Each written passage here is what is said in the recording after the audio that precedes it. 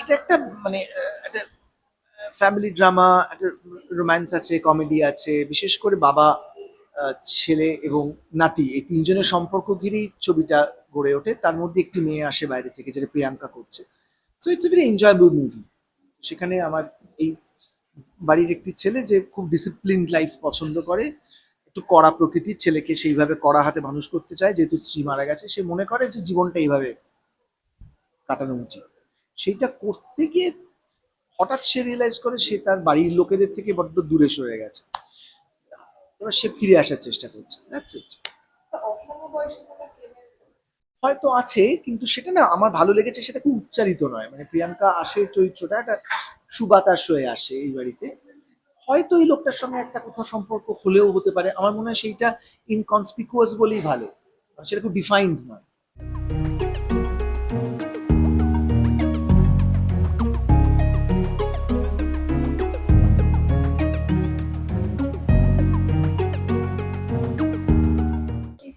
একেবারেই ফিরে আসার গল্প, অনেক অর্থে ফিরে আসা, মানে বিশ্বজিৎদার ফিরে আসা, আমার ফিরে আসা, বাচ্চাটার ফিরে আসা, এমনকি প্রিয়াঙ্কারও ফিরে আসা, অনেক কিছু। পারিবারিক গল্প, খুব সিম্পল, কোনো মানে প্যাচ পয়জার নেই, সাংঘাতিক কিছু মেসেজ নেই, but I think it's a very enjoyable একটা প্রজেক্ট, ভালো লাগবে লোকে। হ্যাঁ, মানে আমি খুব রিলিজিয়াস মাইন্ডেড কোনোদিনই ছিলাম না, মানে হয় না আমার, ওটা নিয়ে আমার খুব একটা চার্ম নেই কোনোদিন, রথ উল্টো রথ ছোটবেলায় টানতাম ফানতাম এই অবধি, কিন্তু আমার ওগুলো নিয়ে কোনো মানে হ্যাং ওভার নেই। তারকাদের সঙ্গে একসাথে কাজ সেটা কতটা এনজয়? এখন সমস্ত তারকাদের সাথে অনেকগুলো তারকাদের সাথে কাজ হ্যাঁ, মানে দেখো সবাই আমার পরিচিত, বিশ্বজিৎ দা, প্রিয়াঙ্কা, সবাই পরিচিত, ফলে কমফোর্টেবল একটা জোন তো থাকি।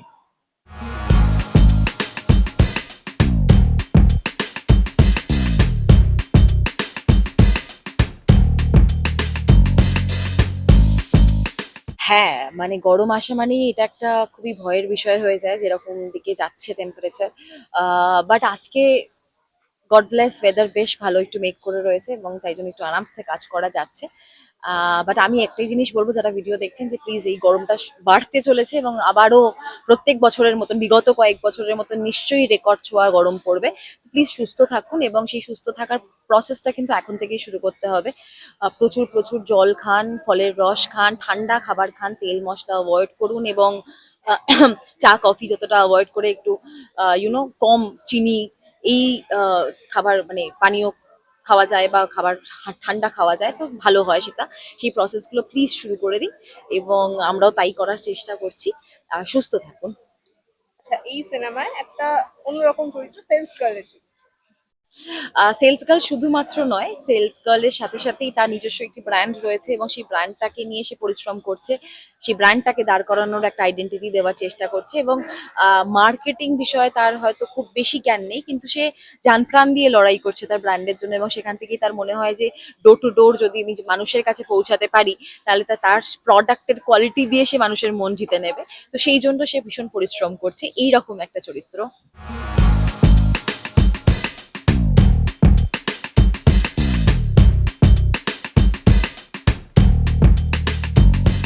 আমিও চেষ্টা করি মজা করে, আনন্দ করে, সবার সাথে মিলেমিশে। আমি যখন শর্টে থাকি, ফ্লোরে থাকি, আমি সত্যিই বিশ্বাস করি যে each and every one is my extended family এবং অনেকদিন বাদে আবার অনেকের সাথে দেখা হয়, আবার পরপর কিছু প্রজেক্টে দেখা হয়, তো একটা দারুণ বন্ধুত্ব, একটা আত্মীয়তার মতনই তৈরি হয়ে যায়।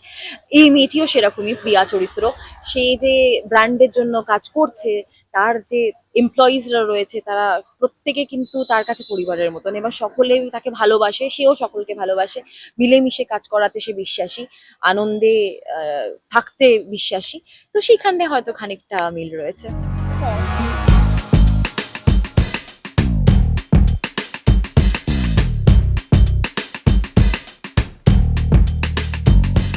প্রত্যেকটা চরিত্র খুবই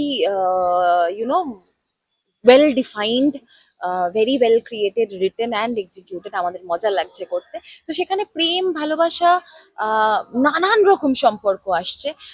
এইটা কিন্তু খুব গুরুত্বপূর্ণ একটা বিষয় যে এই মেয়েটির যেমন কাজের জায়গা রয়েছে, পার্সোনাল জীবন রয়েছে, সেরকমই কিন্তু যাই পরিবারটার সাথে সে জড়িয়ে পড়ছে, সেই পরিবারে তিনজনকে দেখানো হচ্ছে, তিনটে জেনারেশনের তিনজন, বাবা এবং তার ছেলে এবং তারও ছেলে।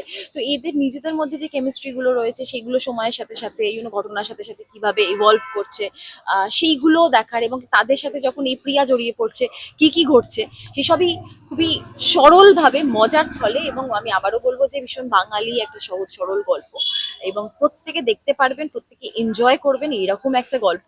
তো শুধু প্রেম বা ড্রামা বা সেন্টিমেন্ট, এটা একটা কোনো ইমোশন দিয়ে পার্টিকুলারলি ডিফাইন করাটা ঠিক হবে না, সবকিছু মিলিয়ে মিশিয়ে উল্টো রথ পারিবারিক একটা গল্প। আচ্ছা, হোলি তো সবে গেল, কেমন কাটালে? আম, ভালো কেটেছে, খারাপ কাটেনি। নিজেদের মতন করে ছোট করে কাটিয়েছি, তার কারণ এবারে ওই একটু বাচ্চারা সাফার করছিল ওয়েদার চেঞ্জের জন্য, তো সেখানে এই সময়টা যেটা হয়ে থাকে, তো সে জেনারেলি যেরকম প্রচুর রং খেলা হয়, তা আমাদেরও কিছু কাজ ছিল, তো সেই কারণে আমরা একটু ছোটখাটো করে নিজেদের পরিবারের মধ্যেই কাটিয়েছি।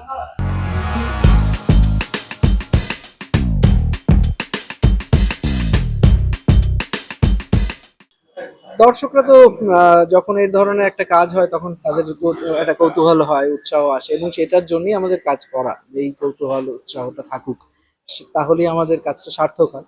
এবং ফাইনালি যখন কাজটা কমপ্লিট হবে, যখন রিলিজ করবে, তখন আশা করি দর্শকদের ভালো লাগবে। সেটার জন্যই আমাদের এত কাজ করা, কষ্ট করে কাজ করা হয়। ছবির নামটা বলছি, উল্টো রথ। আহ, একটা নতুন ধরনের ছবি তো বটেই, রিলেশনশিপের ওপর গল্প, তিনটে জেনারেশনের গল্প। বাবান্দা, তার বাবা হচ্ছে বিশ্বজিৎ চক্রবর্তী, কৌশিক সেন, আর কৌশিক সেনের ছেলে হচ্ছে আয়ুষ। এই তিনটে জেনারেশন এই বাড়িটাতে থাকে। সেই বাড়িটাতে তাদের মধ্যে তাদের বন্ডিং, তাদের নিজেদের খুনসুটি, তাদের টানাপোড়েন, এইসব নিয়েই গল্প। তার বেশি কিছু বলছি না, তাহলে উৎসাহটা একটু কমে যেতে পারে। দেখে নেবে সবাই আগে, মানে শুনেই দেখে নেবে, সেই জন্যই এটুকুই থাক। ভালো কিছু একটা পাবে নিশ্চয়ই, আশা করছি। শীত যেতে না যেতেই গরম পড়ে গেলে এবং গরমের মধ্যে আউটডোর প্রায় করতে হবে।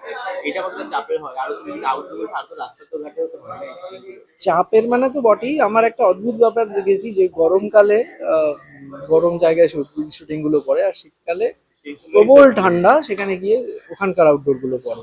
তো এটা হয়েই চলেছে, এটা নিয়েই থাকতে হবে আর কি।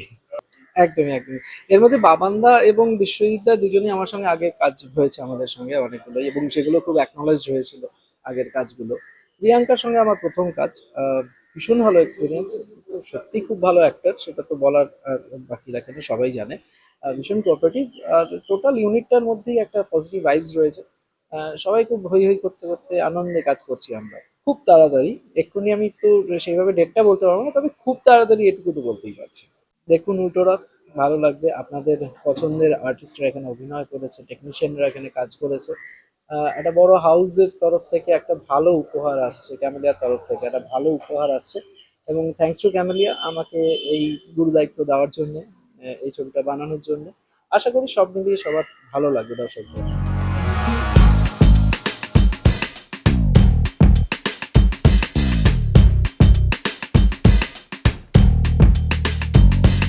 না, আউটডোর মানে কলকাতার মধ্যেই শুটিং। গরমের মধ্যে আমাদের কোনো কমপ্লেন নেই, আমরা তো বরং এসি রুমে বসে আছি। আমরা যখন কাজ শুরু করি তখন তো তপ্ত পরিবেশে কাজ করতাম।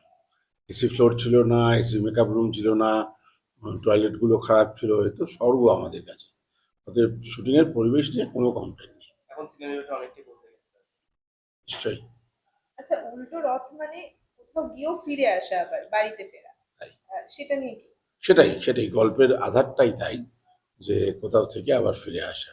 ভীষণ ভালো ভাবনা, মানে নামকরণটা খুব প্রাসঙ্গিক। গল্পের প্রথম থেকেই শুনছি গল্পটা পারিবারিক একটি গল্প। তুমি হুম।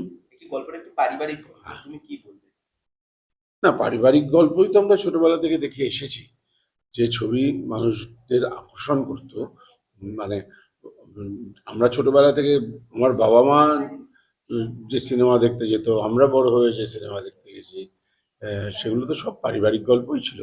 সেরকম গল্প আবার হচ্ছে, এটা খুব আনন্দের কথা, খুব খুশি আমি।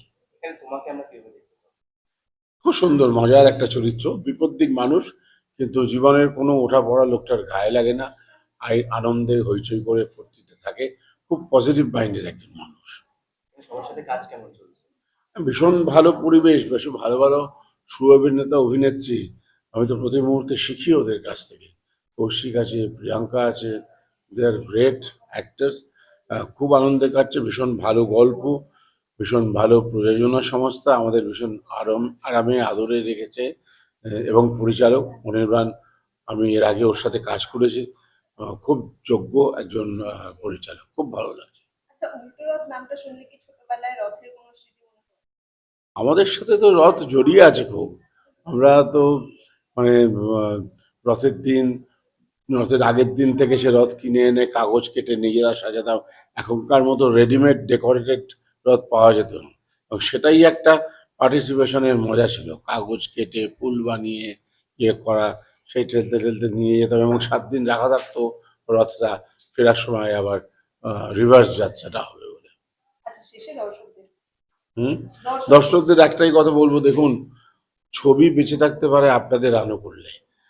এই 3 মাস পর টেলিভিশনে ছবি আসবে, তখন দেখে নেব।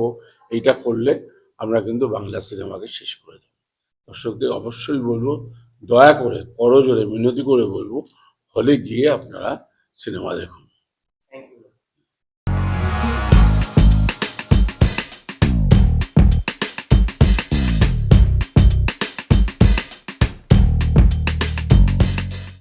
টলিউড ফোকাস কলকাতা চ্যানেলটি আপনাদের ভালো লেগে থাকলে লাইক করুন, সাবস্ক্রাইব করুন এবং আপনাদের পছন্দের ভিডিওটি অবশ্যই শেয়ার করুন। Tollywood focus Kolkata.